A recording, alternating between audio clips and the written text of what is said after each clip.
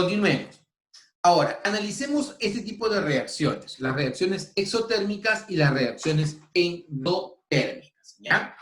Una reacción exotérmica es aquella reacción en donde se libera energía y una reacción endotérmica es donde se absorbe energía. Se dice que se libera energía o se absorbe energía en forma de calor. El término calor no debe ser un término que se deba usar, porque en realidad se debe hablar de transferencia de energía, ¿ya? Transferencia, liberación de energía o absorción de energía. Pero utilizaremos el término calor, ¿ya? Porque es un término que está arraigado dentro del lenguaje de la química. Entonces, cuando tú dices reacciones exotérmicas, son reacciones en las que se libera energía en forma de calor, se libera calor. Y una reacción endotérmica es una reacción donde se absorbe calor, se absorbe energía en forma de calor, ¿ya? Ejemplo de una reacción exotérmica, cuando yo quemo algo, ¿no? Cuando yo quemo, por ejemplo, un papel, se libera calor.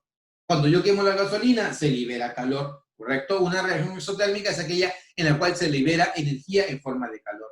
Una reacción endotérmica es donde se absorbe energía, por ejemplo, cocinar los alimentos. Cocinar los alimentos son reacciones endotérmicas. No es que yo tengo de repente los ingredientes, tengo la olla, tengo la cocina y así nada más se cocinan los alimentos. No.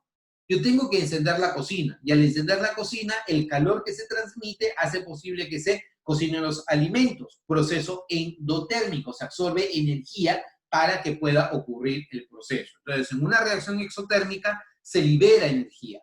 En una reacción endotérmica se absorbe energía, ¿ya?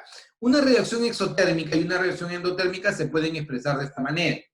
Los reactivos forman productos y liberan calor. En una reacción endotérmica, los reactivos requieren de calor para formar productos. Ejemplo, si yo quemo algo, tengo productos y se libera calor. Pero si yo quiero cocinar mis alimentos, los ingredientes requieren de calor para que se puedan cocinar. Lo puedo ver de esa manera, ¿ya? Cuando nosotros hablamos de reacciones exotérmicas o endotérmicas, hay un parámetro termodinámico que se llama entalpía de reacción, delta H, ¿ya? Esta entalpía de reacción te va a dar una idea de si el proceso es endotérmico o exotérmico. En los exámenes de admisión se suele jugar bastante con esto, ¿ya? Con el tema de si es endotérmico o exotérmico y el valor de la entalpía. Si la entalpía es negativa, el proceso es exotérmico. Pero si la entalpía es positiva, el proceso es endotérmico. Ojo, entalpía negativa es exotérmico, entalpía positiva es endotérmico, ¿ya? ¿Cómo lo vemos con más claridad esto de acá? Por ejemplo, si a mí me dicen que tengo estos reactivos que me van a formar este producto, ¿ya? Mira, los reactivos forman productos y liberan esta cantidad de energía, siendo 14,6 kJ por mol. Puede estar en kilojoule por mol, kilocalorías por mol, BTU, cualquier unidad de energía, ¿ya? Es calor que se está liberando, ¿ya? En las reacciones endotérmicas, más bien ocurre lo contrario. El agua requiere de calor para que se produzcan estos productos, o sea, para que se descomponga en hidrógeno y en oxígeno, ¿ya? Entonces, reacción exotérmica, reacción endotérmica. Si tú te fijas, el delta H equivale acá a menos 114,6 kJ por mol. Y aquí el delta H equivale a 483,6 kJ por mol. Este numerito es este numerito de acá. Y este numerito es este numerito de acá. La única diferencia es que acá tú le colocas negativo y aquí tú le colocas positivo. Cuando es negativo, el proceso es exotérmico. Pero cuando es positivo, el proceso es endotérmico. ¿Ya? Hasta aquí, preguntas, consultas, comentarios, chicos.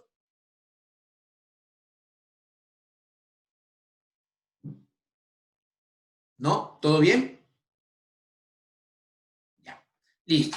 Entonces, vamos a analizar ahora lo que son las curvas de las reacciones, ¿ya? Esto es lo que te va a ayudar a ti a entender mucho mejor qué es lo que está pasando en una reacción exotérmica y en una reacción endotérmica. En los exámenes de admisión, cuando vienen preguntas de este tipo, te van a colocar la reacción así, ¿ya? Sin este valor, y te van a colocar el delta de H. Entonces tú tienes que decidir si la reacción es endotérmica, si la reacción es exotérmica, si se absorbió, si se liberó calor. Otra de las formas de entenderlo es a partir del diagrama de la reacción química, ¿ya? Mira, tú tienes aquí este eje, que es el eje de la energía, versus el avance de la reacción. ¿Ya? Energía versus avance de la reacción. Inicio de la reacción, final de la reacción. Al inicio de la reacción, chicos, ¿quiénes están? ¿Reactivos o productos? Al inicio de la reacción, ¿quiénes están? ¿Reactivos o productos? Reactivos, excelente, Sebastián. Entonces, al inicio de la reacción tú tienes a los reactivos. Al final de la reacción tú tienes a los productos. Entonces, si yo tengo los reactivos, esto de acá, ¿ya? Este segmento me está representando la energía o la entalpía de los reactivos. La entalpía de reactivos, acá está. Y este segmento de acá me está representando la entalpía de los productos. Aquí está la entalpía de los productos. Cuando ocurre este proceso, los reactivos tienen más energía que los productos. El contenido calórico de los productos es menor que el contenido calórico de los reactivos. Significa que los reactivos formaron productos con menor contenido energético, menor contenido calórico. ¿Y dónde está el resto de la energía? La energía no se crea ni se destruye, solo se transforma. Entonces, si la energía no se crea ni se destruye, solo se transforma, entonces esa energía que no está es energía que se libera en forma de calor. Y a ese cambio de energía se le conoce con el nombre de entalpía de la reacción. La entalpía de la reacción viene a ser la energía o el calor liberado durante este proceso. ¿Ya? A eso se le conoce como entalpía de reacción, estimado Fernando.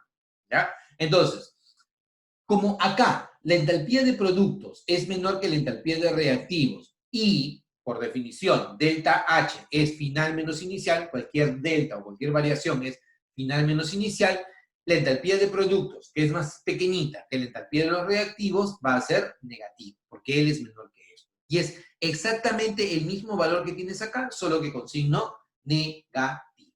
¿Ya? Haciendo un recuento, fíjate qué va a ocurrir si tú tienes este otro proceso. Aquí el proceso es exotérmico. Acá se ha liberado calor. Aquí los reactivos tenían mayor contenido calórico que los productos. Entonces, cuando los reactivos formaron el producto, se liberó energía en forma de calor. Pero lo contrario ocurre acá. En una reacción endotérmica, los reactivos tienen menor contenido calórico que los productos. Entonces, es como si ellos hubieran capturado calor, ¿ya? Y al capturar calor se van a formar un producto, ¿ya? Como el delta H siempre es final menos inicial, producto menos reactivo, como el producto es más grande que el reactivo, el delta H es positivo, mayor que cero, ¿ya? ¿Y dónde veo ese delta H? Acá está, final menos inicial. Aquí está el delta H para una reacción endotérmica y aquí está el delta H para una reacción exotérmica. ¿Ya? Una manera práctica de cómo tú puedas visualizar rápidamente si estás frente a una reacción endotérmica o exotérmica es que tú analices la campana de la reacción. Esto que tú ves acá, ¿ya? Esto que tú ves acá se conoce con el nombre de la campana de la reacción. Una campana media deforme, pero campana al final, ¿ya? Donde sea más amplia la campana, ahí está el calor. Donde sea más amplia la campana, ahí está el calor. O sea, si tú te das cuenta, mira, de esta campanita, este lado es más pequeño que este lado de acá, ¿correcto? Como este lado es más grande, de este lado debe estar el calor, y es cierto, mira, ahí está el calor. Si es calor que está de este lado, significa que es calor liberado, ¿ya? Pero de este lado, por ejemplo, la campana es más amplia de la izquierda que a la derecha. Entonces significa que el calor está de este lado. Es calor que entra y aquí es calor que sale. Proceso endotérmico, proceso exotérmico. ¿Correcto? A eso corresponde una reacción endotérmica y una reacción exotérmica. Ahora, punto muy importante, ¿ya? La entalpía de reacción es una propiedad de estado, ¿ya? Que no depende de la trayectoria del proceso, simplemente depende del estado inicial y del estado final. Vamos a ver en la siguiente sesión por qué razón es que ocurre que la gráfica es de esta forma. ¿Por qué no va directamente desde acá hacia abajo? ¿O por qué no va directamente desde acá hacia arriba? ¿Por qué ocurre esto? Hay una explicación lógica y esa explicación lógica la vamos a ver en la siguiente sesión. Listo, chicos. Entonces, vamos a completar el capítulo de reacciones químicas, terminando de analizar las últimas clasificaciones que tenemos, ¿ya? En esta clasificación nosotros habíamos indicado que las reacciones podrían ser endotérmicas o podrían ser exotérmicas. Si es endotérmica, se absorbe energía. Si es exotérmica, se libera energía, ¿ya? Y un parámetro que te permite visualizar si la reacción es endotérmica o exotérmica es esta variable termodinámica que se llama la entalpía de reacción, delta H. Si el delta H es positivo, la reacción es endotérmica, y si el delta H es negativo, la reacción es exotérmica, ¿ya? Y es así como lo vas a poder encontrar tú en los exámenes de admisión, o como a veces se explota este tipo de preguntas en el examen de admisión, ¿ya? Ahora, un término que está asociado es la energía de activación. La energía de activación es la mínima energía que se requiere para que se pueda dar una reacción química, ¿ya? Es la mínima barrera energética que se debe alcanzar para que se pueda dar una reacción química. Por ejemplo, en el caso de que tú quieras encender una parrilla, encender el carbón, tú tienes que primero asegurarte que el carbón haya alcanzado una temperatura mínima suficiente para que se pueda sostener el fuego. O si tú quieres, por ejemplo, encender un palito de fósforo, la energía de activación viene a ser la chispa que se genera cuando la cabeza del cerillo se frota con la lija de la cajita de fósforo. Entonces, en ese caso, una vez que se activa el proceso, luego se puede autosostener. La energía de activación es la mínima energía que se necesita para que se pueda dar el proceso químico, ¿ya? Y con la energía de activación lo que se alcanza es el complejo activado o estado activado. Veámoslo aquí con el gráfico, ¿ya? Si tú te acuerdas, esto me está representando un proceso ¿de qué tipo? A ver, ayúdame. ¿Ese proceso es un proceso endotérmico o es un proceso exotérmico? ¿Qué tú dices? ¿Endo o exotérmico? Es un proceso endotérmico. Excelente, Fernando. Claro, endotérmico porque de este lado es más amplia la campana, entonces el calor está entrando. Como entra calor, proceso endotérmico. Y aquí la campana es más amplia de este lado, entonces el calor está saliendo. Es un proceso exotérmico. Proceso endotérmico, proceso exotérmico. Se absorbe calor, se libera calor. El delta H viene a ser la entalpía de productos menos la entalpía de reactivos. Como la entalpía de productos es mayor que la entalpía de reactivos, la diferencia es positivo. Por lo tanto, delta H es positivo, mayor que cero. Y aquí, la entalpía de productos menos la entalpía de reactivos, chiquito menos grandote, es negativo, menor que cero. La entalpía de reacción es menor que cero. Ese es en el caso de la entalpía. Pero, ¿qué es la energía de activación? La energía de activación es la barrera energética para que yo pueda conseguir que ocurra una reacción química. Por ejemplo, si es que yo estoy acá como reactivo y me quiero transformar en producto, entonces tengo que de alguna manera pasar de este estado hasta este estado. Oye, ¿y por qué no va directo desde acá hasta acá? Bueno, no va directo porque hay una mínima barrera energética que se debe vencer. Y esa mínima barrera energética que se debe vencer viene a ser justamente la energía de activación, la mínima energía que necesitas para que se active el proceso, tu barrera energética, para poder convertirte en un producto. Cuando se alcanza esta energía de activación, el punto más alto que se alcanza es el estado activado o complejo activado. Y este estado activado o complejo activado es un estado de transición entre reactivos y productos.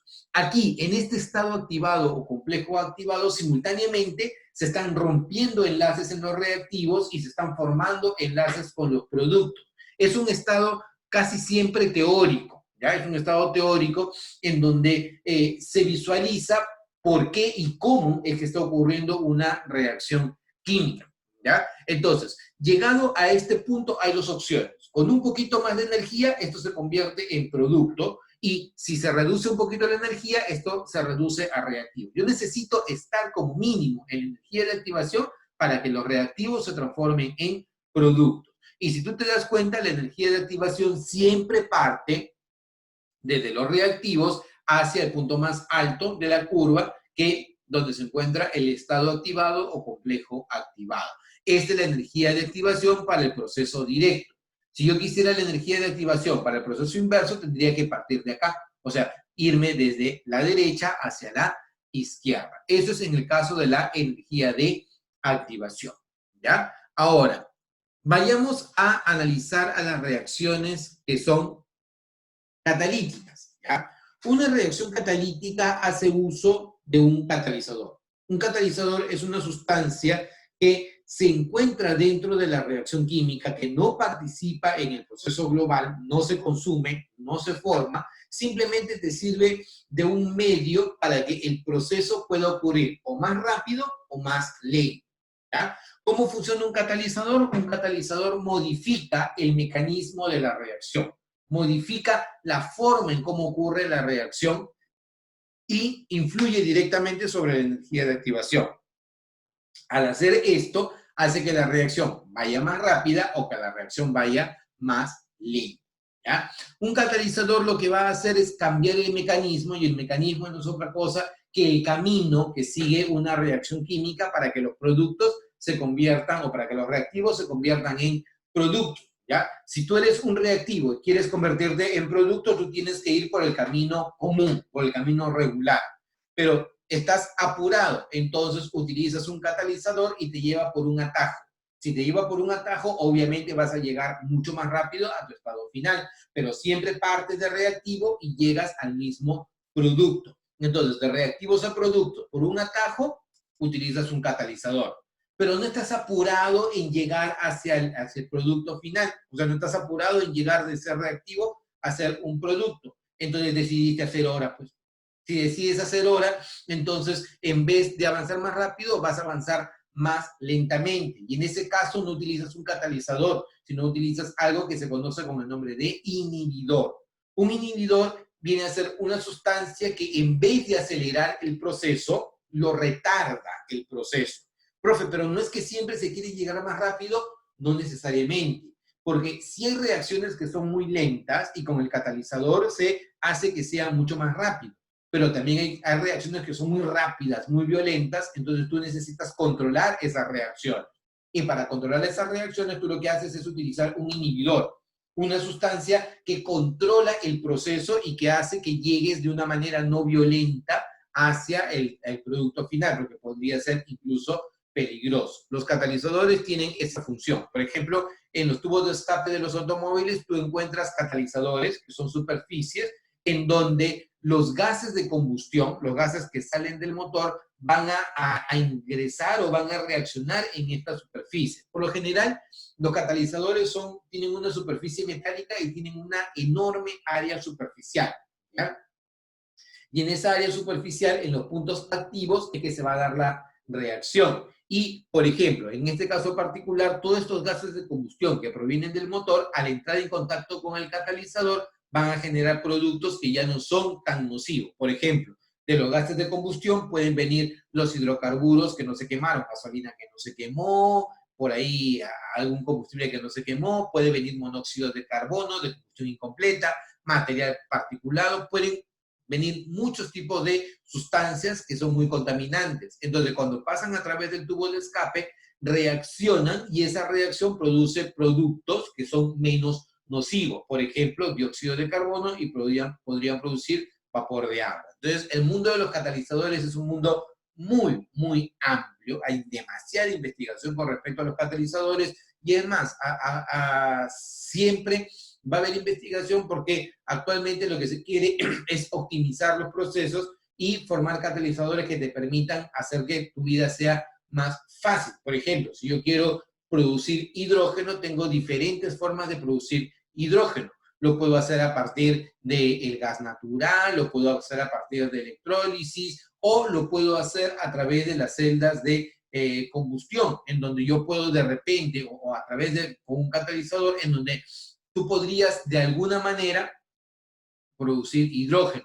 Entonces, al inicio siempre la investigación es cara, pero una vez que se empieza a encontrar la forma de cómo hacerlo, los precios van bajando. Y en este caso particular lo que se está buscando son catalizadores para optimizar la producción del hidrógeno, porque mucho más adelante la matriz energética va a depender no solamente del combustible fósil, que son el petróleo, sino también va a depender bastante de las energías renovables y del hidrógeno, ¿ya? Entonces, esto con respecto a las reacciones catalíticas y el catalizador. Entonces, si nosotros analizamos más detenidamente esto, un catalizador puede comportarse de dos tipos. Puede ser un catalizador que hace que incremente la velocidad de la reacción, o puede ser un catalizador que hace que disminuya la velocidad de la reacción.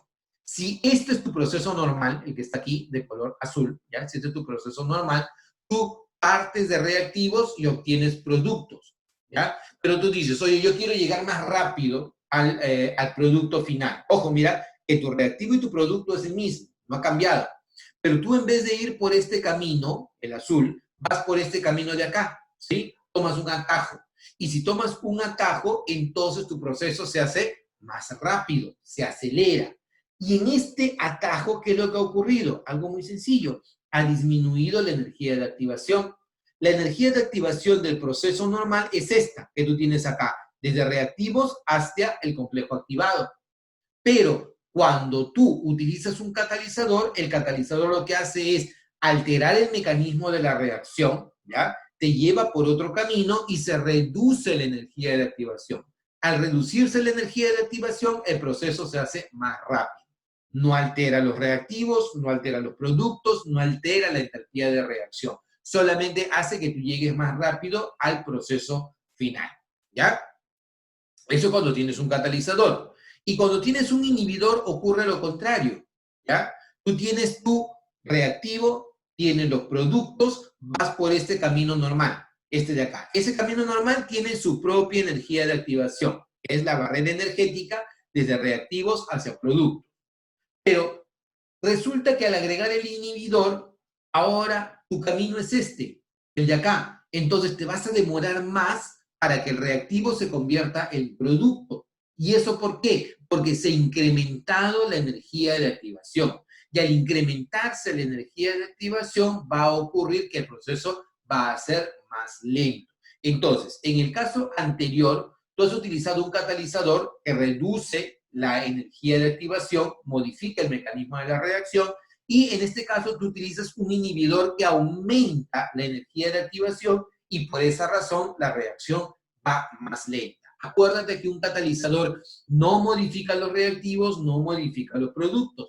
Reactivos y productos son los mismos. Modifica el mecanismo de la reacción, se consume en las primeras etapas y en las etapas finales del proceso se vuelve a regenerar. Por esa razón, no se consume ni se forma. Profe, entonces, ¿el catalizador es eterno? No, tampoco. Tampoco es que sea eterno. Lo que ocurre es que los catalizadores van a tener un tiempo de vida, como van a estar trabajando en sistemas en donde posiblemente hay altas presiones, altas temperaturas, otro contaminante. Entonces el catalizador llega en un momento a envenenarse y pierde actividad. Entonces posiblemente vas a tener que estar cambiando de catalizador. ¿Pero por qué? Porque el catalizador pierde actividad por el envenenamiento o por las condiciones de operación. Pero en principio y teóricamente el catalizador no se consume ni se forma durante un proceso químico. En el papel tendría que ser eterno con las condiciones operatorias adecuadas. Ahora, un punto muy importante que les gusta considerar a los exámenes de admisión tipo San Marcos o tipo agraria, por ejemplo, es el caso de los biocatalizadores. Los biocatalizadores son las enzimas, por ejemplo, o las levaduras, que son sustancias que ayudan a que un proceso se haga más rápido, ¿ya? Pero utilizando a seres vivos. Por ejemplo, has visto el pan sin levadura, ¿verdad? ¿Qué forma tiene el pan sin levadura?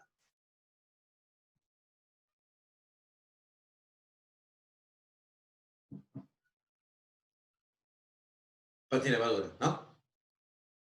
Claro, es plano, ¿no? Es aplanado, es chato el pan sin levadura. ¿Y eso por qué?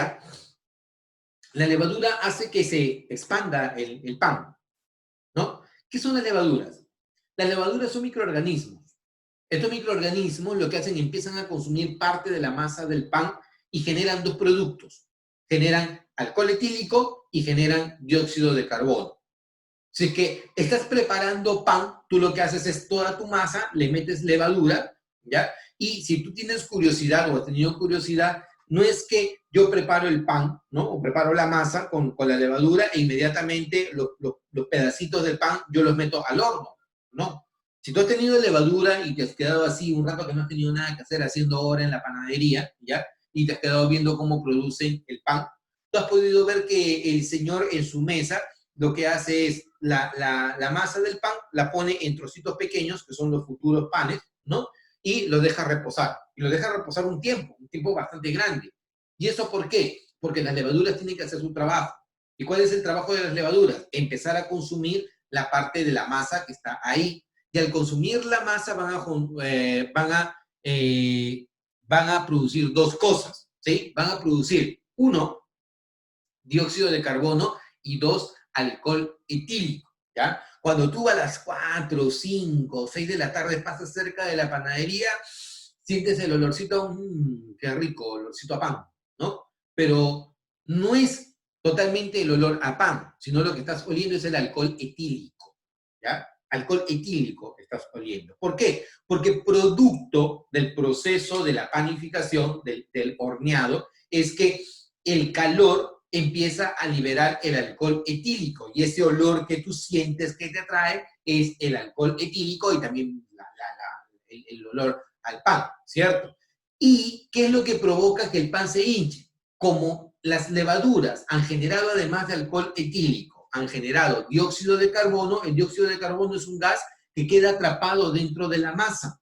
Y como queda atrapado dentro de la masa, cuando tú calientas y horneas la masa del pan, el dióxido de carbono, queriendo salir, se hincha y también hincha o expande el pan. Por esa razón es que el pan tiene esa forma. Cuando no tiene levadura, el pan es chato, es aplanado. Pero cuando el pan tiene levadura, tiene la forma hinchadita que justamente corresponde al dióxido de carbono que ha tratado de salir. ¿Correcto? Estas son sustancias, son organismos que ayudan a que el proceso ocurra más rápidamente, porque si no, este proceso se tardaría demasiado. Por esa razón se le agrega levaduras, ¿ya? Entonces, los catalizadores son sustancias, vuelvo a repetir, que ayudan a que el proceso ocurra o más rápidamente o más lentamente. Si ocurre más rápidamente, propiamente se le llama catalizadores, y si ocurre más lentamente, se le llama inhibidores del proceso.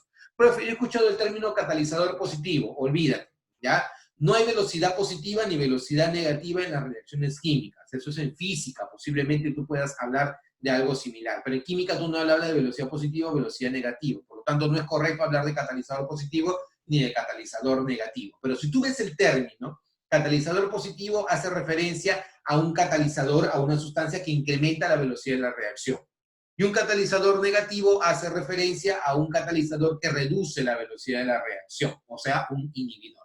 Lo correcto es utilizar términos catalizador o inhibidor, no hay más, ¿ya? El catalizador incrementa la velocidad porque reduce la energía de activación y el inhibidor hace que la reacción sea más lenta porque incrementa la energía de activación, ¿ya? Es en el caso de las reacciones catalíticas. Ahora, vayamos a ver el siguiente punto, ¿verdad? Imagínate que nosotros queremos ver ahora las reacciones de combustión. Una reacción de combustión es un proceso en el cual van a intervenir dos componentes principales. Uno que se llama combustible y otro que se llama comburente. El combustible típicamente va a ser una sustancia orgánica, un material orgánico que tiene carbono, hidrógeno, oxígeno y o nitrógeno en su composición.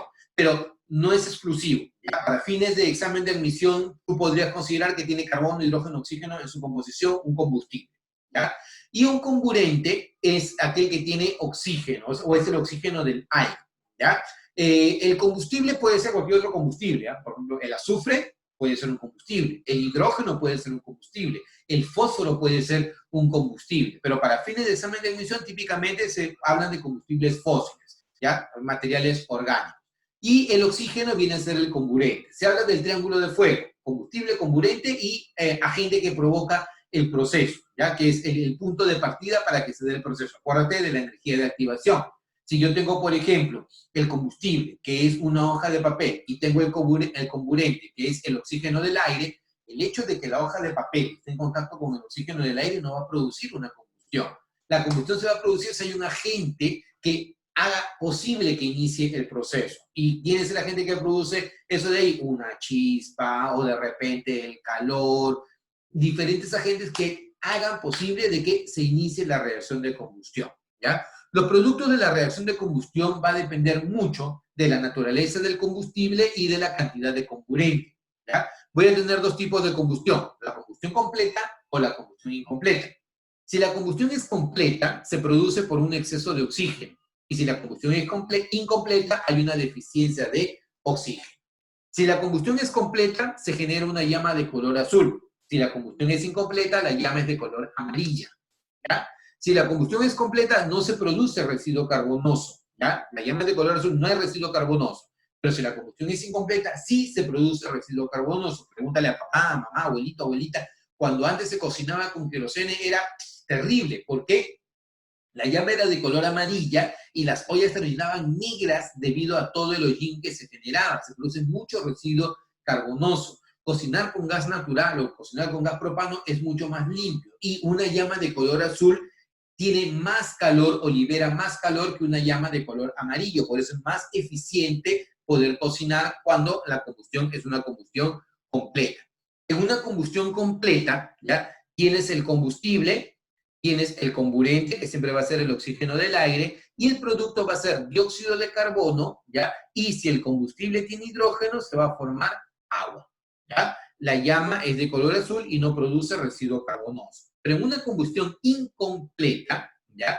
El combustible, al reaccionar con el comburente, que es el oxígeno del aire, te va a producir monóxido de carbono o te produce carbono elemental. Este carbono elemental es lo que nosotros conocemos como el nombre de hollín, o los humos negros.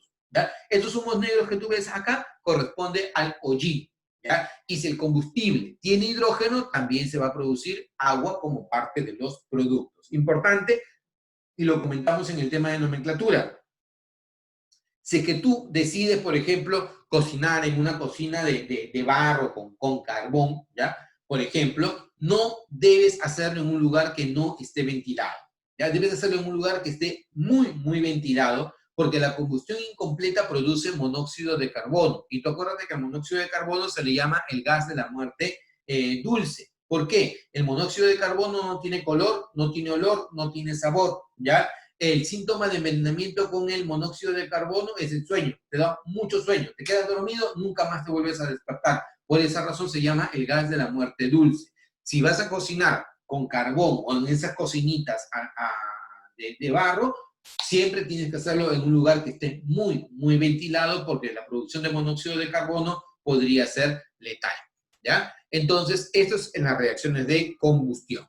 Ahora, una reacción redox es una reacción en donde van a ocurrir dos procesos. Uno se llama reducción y otro se llama oxidación. La oxidación es pérdida de electrones. La reducción es ganancia de electrones.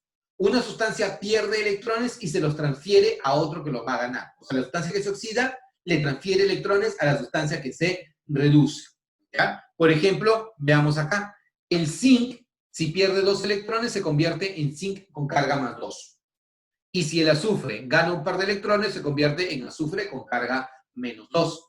Aquí ocurrió una oxidación, la sustancia perdió electrones, y aquí ocurrió una reducción, la sustancia ganó electrones. La sustancia que se oxida da origen a la forma oxidada. O sea, si el zinc se oxida, esto de acá viene a ser su forma oxidada. Y la sustancia que se reduce da origen a la forma reducida. Si el azufre se reduce, esto viene a ser su forma reducida. El que se oxida, le provoca a él la reducción. Él le va a provocar a él la reducción, por lo tanto es el agente reductor. Y si él se reduce, le va a provocar a él la oxidación. Entonces es el agente oxidante. O sea, si yo me voy a reducir, necesito a alguien que se oxide. ¿Sí? Si yo me voy a reducir, necesito a alguien que se oxide. Y si yo me voy a oxidar, necesito a alguien que se reduzca. Si yo me oxido, voy a provocar en ese otro la reducción. Entonces, como yo provoco la reducción, vengo a ser el agente reductor. Y el otro que se está reduciendo está provocando en mí la oxidación. Entonces, el que se reduce es el agente oxidante. Así que como debemos entenderlo. Entonces, cuando una sustancia se oxida, pierde electrones. Cuando una sustancia se reduce, gana electrones, ¿ya? El producto es la forma oxidada o la forma reducida, ¿ya? Estos procesos no son procesos que ocurren aisladamente. No puede haber solo oxidación o solo reducción. Es un proceso redox. Hay una transferencia de electrones. La sustancia que se oxida le transfiere electrones a la sustancia que se reduce. Y el proceso global es el que nosotros tenemos acá, ¿ya? Para poder reconocer la oxidación o la reducción, vemos, si es que el estado de oxidación aumenta de menor a mayor, es una oxidación, Pero si el estado de oxidación disminuye de mayor a menor, estamos hablando de una reducción. ¿De acuerdo? Así lo vamos a analizar. Ahora, ¿cómo clasificamos las reacciones redox? Las reacciones redox pueden ser de tres tipos. Pueden ser redox intramolecular, pueden ser redox intramolecular o pueden ser redox de desproporción, dismutación o autoóxido-reducción. Estas últimas las debes repasar porque son muy utilizadas para procesos de admisión. ¿Ya? Es muy utilizada. En un redox intramolecular, la sustancia que se oxida y la que se reduce son sustancias diferentes y están en diferentes compuestos. Para que se entienda la idea. Mira, el zinc aquí está solito, número de oxidación igual a 0. Y pasó a zinc con carga más 2. El hidrógeno, aquí tiene carga más 1, sabemos que el estado de oxidación del hidrógeno vale 1, y aquí el hidrógeno tiene un número de oxidación igual a 0. De 0 a 2 se ha oxidado. Acá ocurrió una oxidación. Y de 1 a 0 hay una reducción. Aquí ha ocurrido una reducción. Esta sustancia se oxida, esta sustancia se reduce. ¿Ya? Acá, el cloro pasa de 5 a menos 1, se reduce. El oxígeno pasa de menos 2 a 0, se oxida. ¿Cuál es la diferencia del primero con el segundo? Que aquí el que se oxida y el que se reduce están en dos compuestos diferentes, fíjate. Pero aquí el que se reduce y el que se oxide está dentro de la misma sustancia. Por eso a esto se le llama intramolecular y por eso esto se le llama intermolecular. Y ahora, ¿qué cosa es de proporción, dismutación o autoóxido-reducción? Por ejemplo, fíjate, el cloro, ¿ya? De 0 pasó a menos 1. Y el mismo cloro de 0 pasó a más 1. Es el mismo elemento químico el que sufre la oxidación y el que sufre la reducción. Profe, ¿eso es lo mismo que de acá? No, no es lo mismo. Porque acá son dos elementos diferentes los que sufren el proceso. Un elemento se oxida y el otro elemento se reduce, son diferentes. Pero acá es el mismo elemento químico el que se oxida y el mismo elemento químico el que se reduce. Por eso se le llama de proporción, dismutación o autoóxido-reducción. Tienes que saber reconocerlo de esa forma. ¿Ya? Listo, chicos. Entonces, con esto de acá hemos completado la parte teórica. Nos quedan unos cuantos minutos para poder ver la parte de aplicaciones. ¿Ya? Veamos, rapidito. ¿Ya? Lúcete. Al explosionar la nitroglicerina se libera gran cantidad de energía. Te preguntan en qué casos no hay evidencia de una reacción química. Pregunta, al explosionar la nitroglicerina se libera gran cantidad de energía. ¿Eso es evidencia o no es evidencia de una reacción química? Responde, sí o no. Yes or no. Sí, claro, obvio, ¿no? Entonces lo primero, sí es evidencia de una reacción química. Dos soluciones iónicas incoloras, al mezclarse, producen un intenso color amarillo. ¿Sí o no? Obvio, yes. Un sólido se introduce en un recipiente conteniendo ácido clorhídrico y se observan grandes cantidades de burbuja. ¿Es o no es evidencia? ¿Sí o no? Obvio, sí es evidencia. Un sólido se introduce en un recipiente conteniendo ácido nítrico y se observan vapores rojizos y salen de la mezcla. ¿Es evidencia, sí o no? Yes. Entonces, ¿cuáles son evidencias de que ocurre una reacción química? En todas hay evidencia. Alternativa, letra E. Esa es tu respuesta. Excelente. Siguiente. Indique verdadero o falso según corresponda.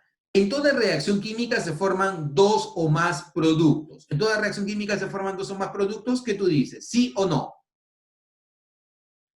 Perfecto, ¿sí? Esperaba que dijeras verdadero, pero me alegra que hayas dicho falso. ¿Por qué razón? Porque acuérdate de las reacciones de síntesis o adición.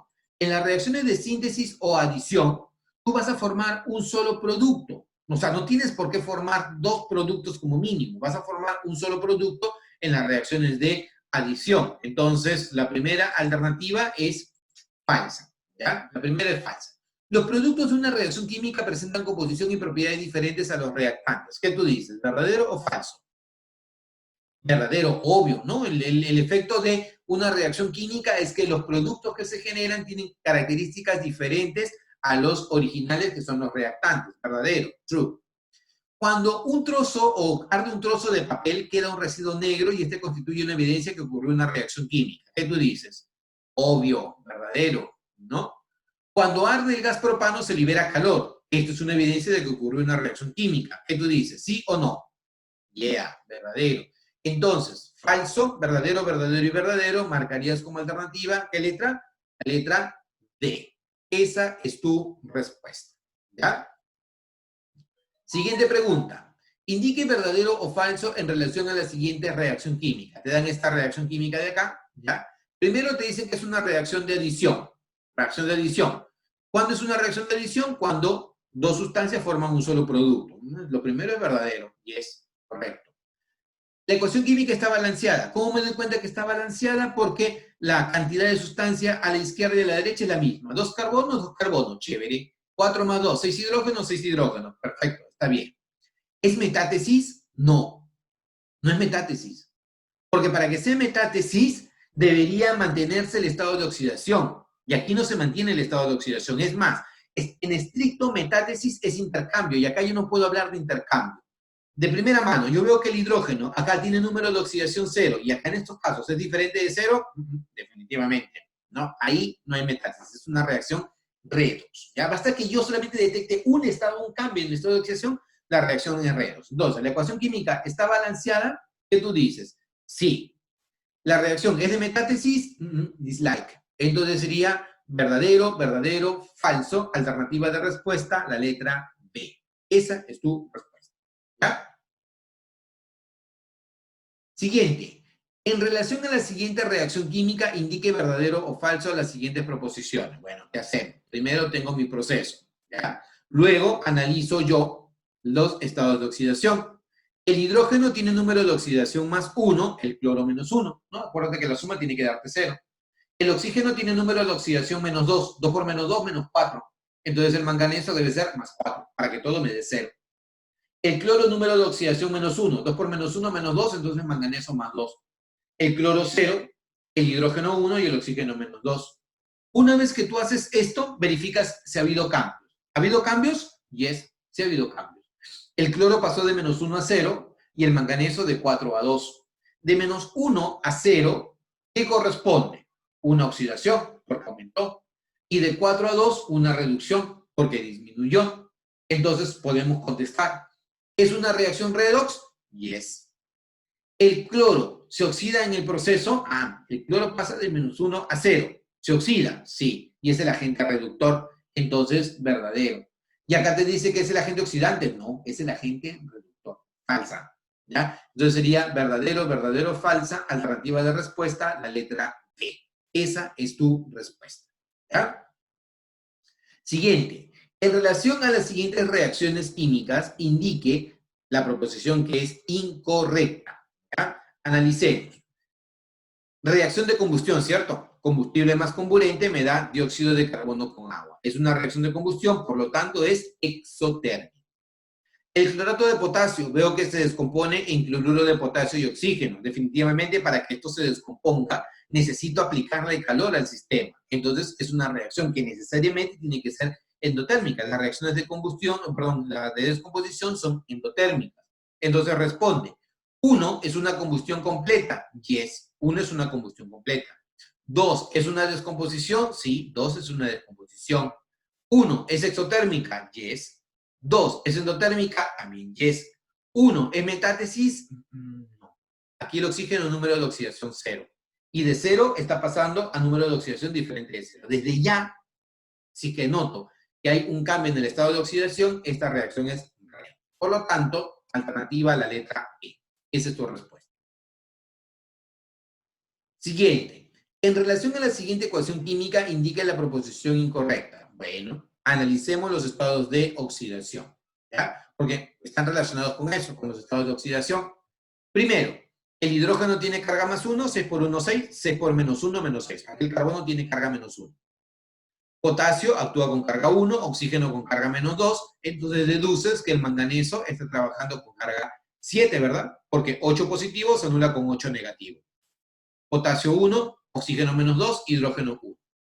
Potasio 1, carbono 4, oxígeno menos 2. ¿Sí? De acá deduces que el carbono actúa con carga 4 positiva. El oxígeno tiene carga menos 2, 2 por menos 2 menos 4, entonces el manganeso debe actuar con carga más 4. Hidrógeno carga 1, oxígeno carga menos 2. Entonces, siendo así, ¿qué vas a decir? De menos 1 pasó a más 4, aumentó, oxidación. Y de 7 pasó a 4, disminuyó, reducción. Entonces, aquí yo tengo una oxidación y acá yo tengo una reducción. Esta sustancia que se oxida es el agente reductor y esta sustancia que se reduce es el agente oxidante. Con toda esta información, chicos, ¿cuál sería tu respuesta? Con toda esta información, ¿cuál sería tu respuesta? Claro, dice, ¿la sustancia que se oxida es el permanganato de potasio? No, pues la sustancia que se oxida no es el permanganato de potasio, sino es el benceno. ¿Ya? Entonces, alternativa incorrecta, la letra E. Esa sería tu respuesta. ¿Ya?